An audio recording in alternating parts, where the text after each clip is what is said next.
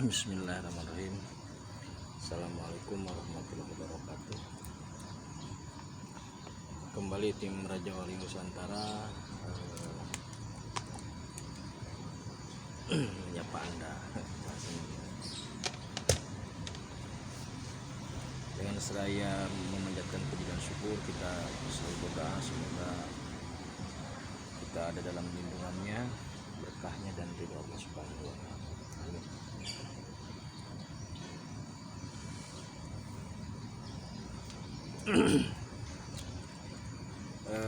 Kali ini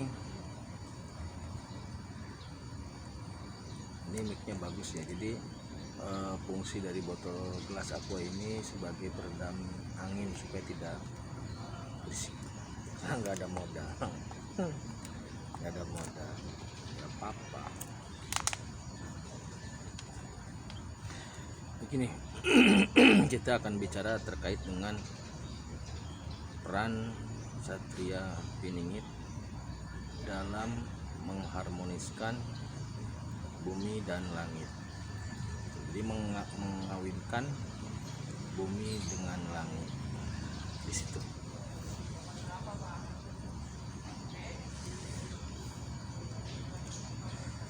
Dalam setiap periode zaman, bumi dan langit itu memiliki penghulu yang bertugas sebagai jembatan penghubung supaya keduanya bisa harmonis. Gitu ya.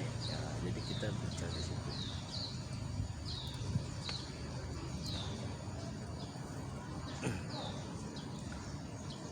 Langit ini didefinisikan sebagai makrokosmos, sedangkan bumi ini sebagai mikrokosmosnya. Langit dianalogikan sebagai laki-laki, sedangkan bumi dianalogikan sebagai perempuan, sehingga langit dan bumi merupakan pasangan.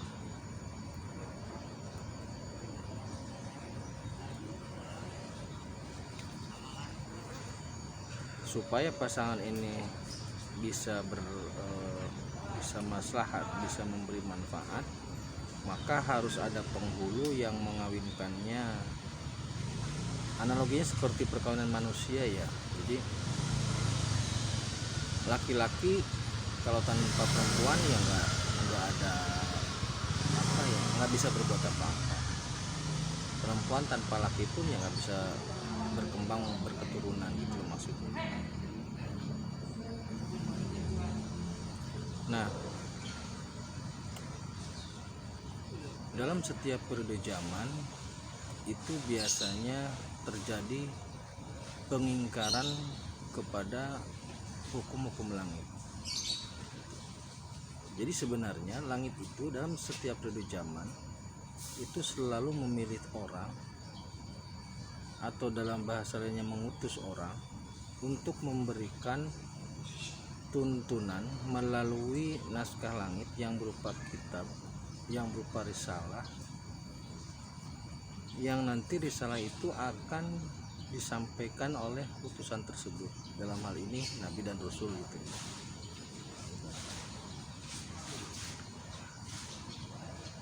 Kemudian dalam perjalanannya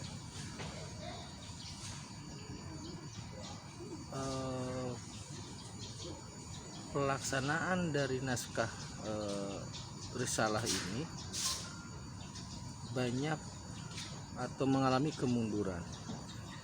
Kalau naskahnya tetap otentik karena itu naskah langit. Saya berkeyakinan dengan seyakin-yakinnya bahwasanya Al-Quran Al-Quran itu memang naskah yang otentik dari langit, dan sampai saat ini murni, tidak ada penambahan atau pengurangan. Kalau Al-Qurannya dikorupsi, ya pernah dikorupsi, tapi kalau isi Al-Qurannya saya sangat yakin aku yakin tidak.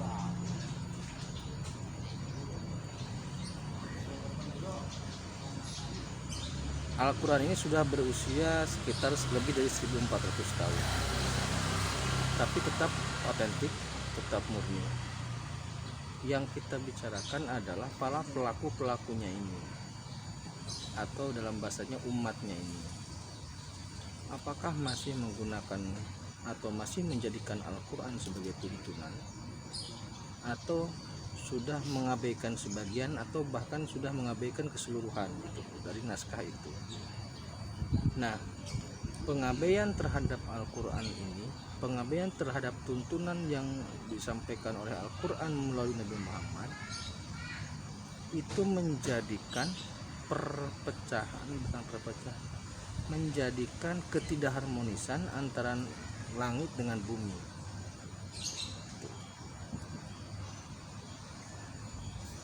Kenapa tidak harmonis? Karena langit sudah berjanji kalau seandainya makhluk-makhluk bumi ini melakukan pengingkaran, melakukan pelanggaran, tidak sesuai dengan tuntunan maksudnya, maka berkah langit akan dicabut. Jika berkah langit dicabut, maka kehidupan di bumi ini gersang gitu. Walaupun seumpama secara ekonomi maju, tetapi tidak ada berkahnya, maka kehidupan umatnya itu kosong seperti robot gitu loh maksudnya. Nah, berbeda ketika langit memberikan berkah. Berkah itu tidak terletak pada nominalnya, berkah itu terletak pada keriduannya. Kalau pihak langit atau dalam bahasa ininya Allah Subhanahu wa Ta'ala lah yang dia lebih jelas. Kalau seandainya Allah Subhanahu wa Ta'ala ridho, karena memang makhluk bumi ini terutama manusia dan jin melaksanakan kehidupan sesuai dengan tuntunan Al-Quran, maka berkah itu akan turun. Nah, pada saat ini seiring dengan jauhnya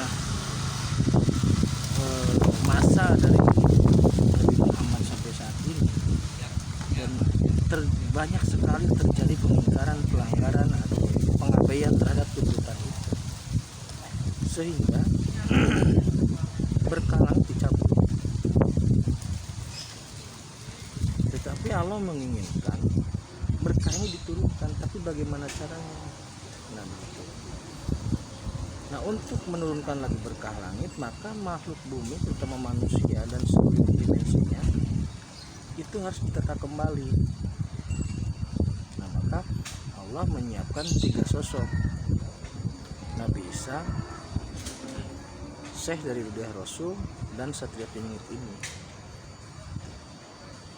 yang yang dipersiapkan untuk mengembalikan martabat langit, marwah langit dan juga martabat bumi gitu loh. Sehingga nanti seandainya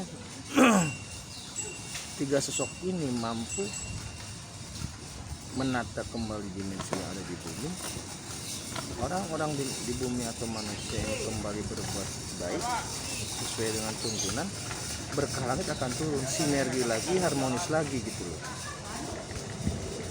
Nah, dari 3 sosok ini jelas Nabi Isa batal, tidak bisa turun karena faktor identitas, faktor kemadaratan yang luar biasa.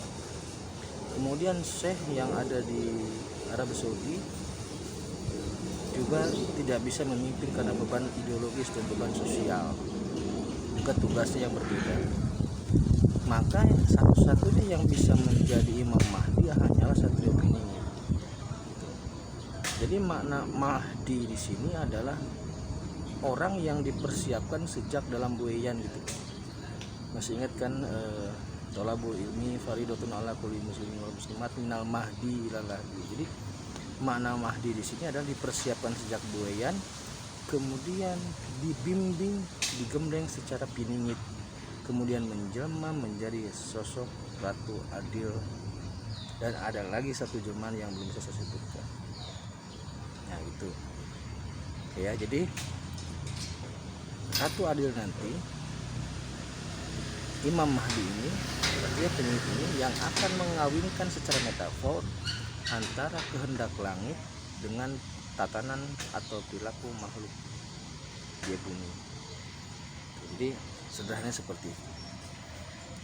Oke, kita break sebentar ya, kita sambung karena kemampuan recording saya tidak banyak. Terima kasih. Assalamualaikum warahmatullahi wabarakatuh.